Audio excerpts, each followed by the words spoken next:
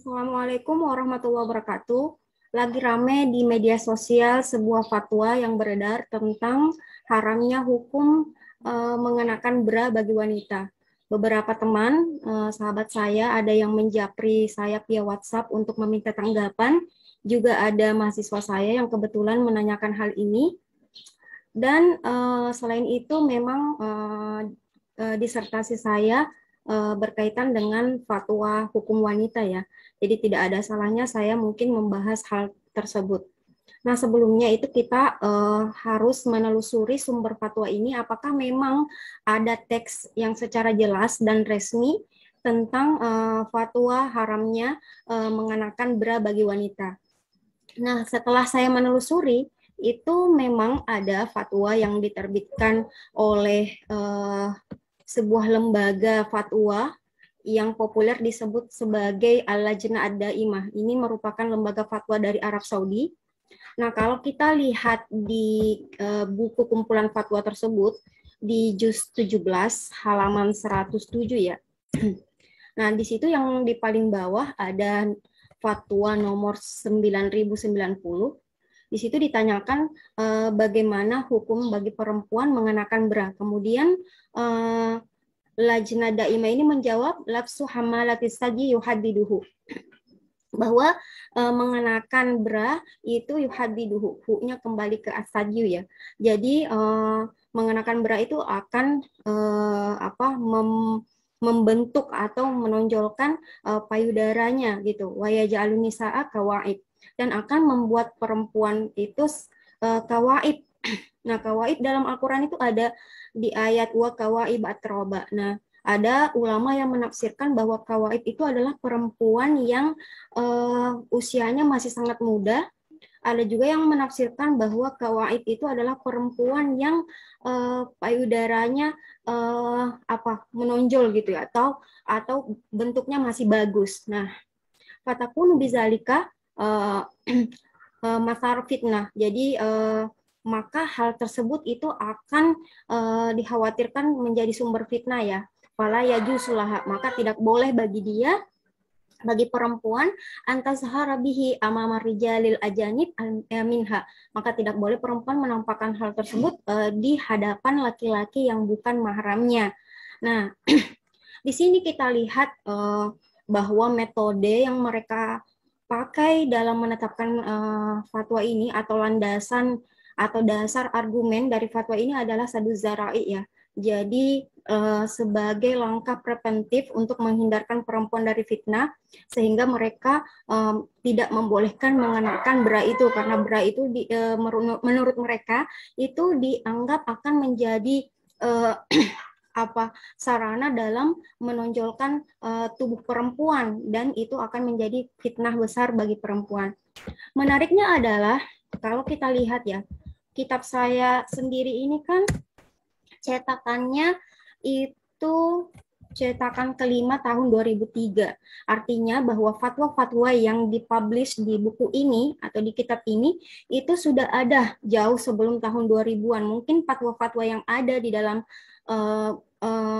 kitab ini itu sudah diterbitkan oleh Lajnah Daimah ketika tahun 90-an atau bahkan sebelumnya. Oleh karena itu bisa saja fatwa ini sifatnya itu sudah out of date. Jadi fatwa itu kan bisa direvisi sesuai dengan perkembangan zaman. Nah, tetapi yang saya juga tidak tahu dan tidak paham kenapa fatwa yang sudah lama diterbitkan seperti itu baru viral sekarang ini gitu ya.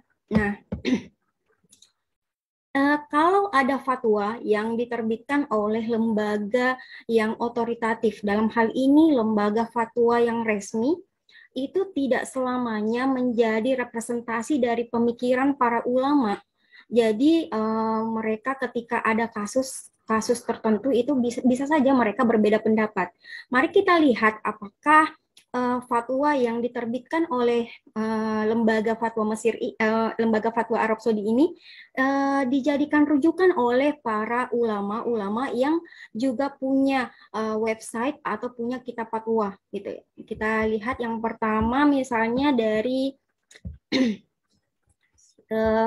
kita lihat yang pertama ini dari siapa ini? Ini dari website Syekh Utsaimin ya, merupakan salah satu ulama Arab Saudi yang banyak juga dijadikan rujukan oleh teman-teman di Indonesia, terutama dalam masalah hukum Islam.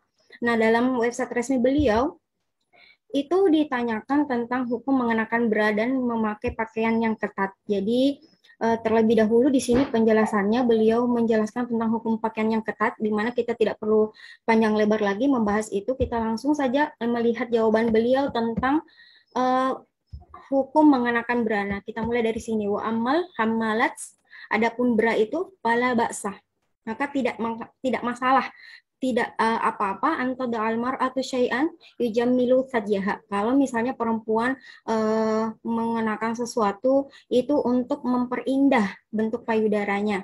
Jadi itulah baksa, jadi tidak mengapa. Illa, tetapi ada tetapinya ini, fatwanya Syekh Utsaimin ini, ani aro. Jadi saya berpendapat. Jadi ini adalah tambahan opini pribadi dari Syekh Utsaimin ya. Beliau mengatakan la yang bagi lil mar'a asyabba allati lam tatazawwaj antal bisahu. Kalau perempuan yang syabah, yang masih remaja atau yang masih muda, yang lam tatazawwaj, yang belum ada suami, yang masih jomblo, itu sebaiknya itu tidak mengenakan bra. Ya, jadi tidak mengenakan bra. Ya, karena kenapa? Menurut beliau karena li'annaha hina izin yansha'u fi nafsiha mahabbata zuhuri wal iftitan. Nah, itu akan membuat perempuan tersebut ingin menonjolkan bentuk tubuhnya gitu. Ada nanti muncul rasa ingin menonjolkan bentuk tubuhnya dan menjadi sumber fitnah bagi dia gitu ya. Nah, jadi tidak boleh sebaiknya tidak boleh dikenakan, itu menurut fatwa Syekh Utsaimin. Oleh karena itu sebaiknya bagi perempuan al-mar'ah al-mutazawijah yang sudah bersuami ya allati taf'alhu li zawjiha. Kalau dia melakukan itu untuk kesenangan suaminya atau di hadapan suaminya fala ba'sa bihi, maka tidak masalah. Karena haza yu'tabaru minat tajmil, karena itu dianggap sebagai sebagai tajmil, sebagai bagian dari memperindah atau mempercantik diri, di mana hal tersebut merupakan fitrah ya bagi perempuan. Nah, itu berarti bahwa kalau Syekh Utsaimin tidak mutlak haram. Jadi kalau perempuan yang syabah belum menikah, kemudian masih muda, itu sebaiknya tidak mengenakan bra. Ya. Kemudian kalau perempuan yang sudah bersuami, maka itu tidak ada masalah. Nah, mari kita lihat fatwa ulama Arab Saudi yang lain. Misalnya dari fatwa, nah ini fatwa dari Syekh Shalih ya Al-Munajjid. Beliau juga merupakan salah satu ulama Arab Saudi yang sempat menjadi murid dari Syekh bin Baz dan Syekh Utsaimin. Juga banyak menjadi rujukan teman-teman di Indonesia ya. Nah, ini ketika beliau ditanya tentang hukum mengenakan bra, ya beliau menjawab ya jusulil mar'a antalbas hamalatis sajih. Ya, jadi boleh bagi perempuan itu untuk mengenakan bra ya, disyartin, tetapi ada syaratnya, alla takuna dayyqah, tidak boleh ketat. Nah, ini gimana ya? Kalau bra itu kan memang patennya, bentuk bra itu memang harus ngepas ya kepada bentuk payudara, tetapi di sini beliau mengatakan dengan syarat itu tidak boleh ketat gitu ya.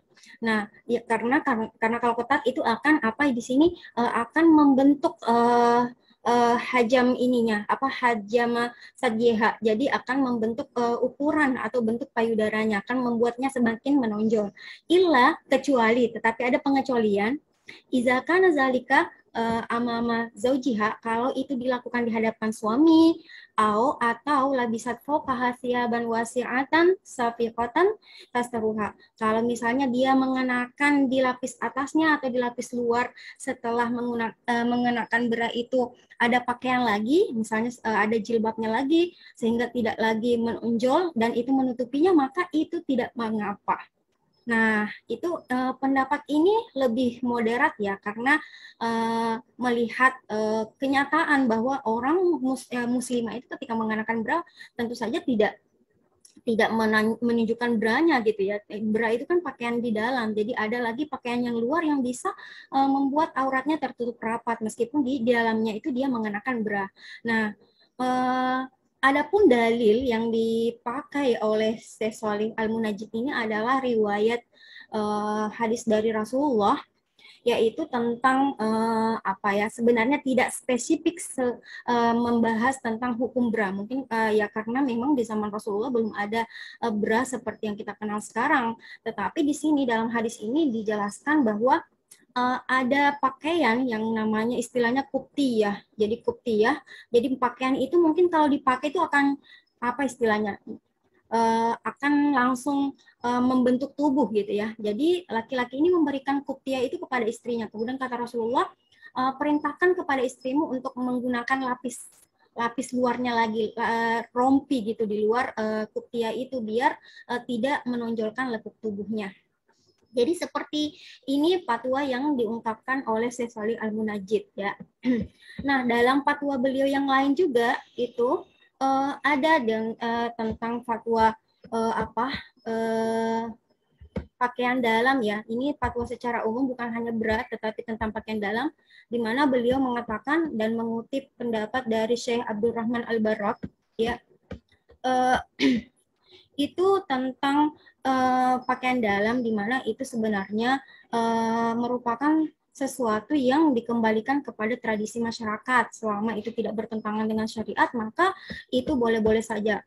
Kemudian dalam fatwa tersebut, beliau itu mengatakan bahwa yang diharamkan pakaian dalam itu adalah pakaian yang ada gambar-gambar makhluk hidup. Ya, meskipun hukum makhluk hidup itu menjadi istilah ulama lagi ya. Kemudian jika misalnya pakaian dalam itu misalnya perempuan mengenakan pakaian dalam laki-laki atau sebaliknya, maka itulah yang diharamkan. Adapun selebihnya selain itu maka itu dibolehkan saja. Nah, itu dari beberapa fatwa tersebut kita bisa belajar bahwa sebuah fatwa itu bisa saja berbeda ya satu sama lain, meskipun orang yang memberikan fatwa itu berasal dari tempat yang sama, berasal dari kultur yang sama. Apalagi kalau misalnya orang yang memberikan fatwa itu memang kulturnya berbeda, sangat berbeda dengan yang lainnya. Oleh karena itu, dalam menyikapi fatwa, kita tidak boleh langsung serta-merta menerapkan fatwa tersebut. Kita harus melihat apakah fatwa tersebut cocok atau sesuai dengan setting atau latar budaya kultur tempat kita tinggal. Apalagi misalnya dalam masalah-masalah yang memang menjadi perdebatan ulama dan tidak ada dalil secara jelas mengharamkan hal tersebut. Di sini juga kita bisa belajar bahwa fatwa itu tidak sekuat dengan putusan hakim atau tidak sekuat dengan produk undang-undang ya, di mana ketentuannya itu mengikat.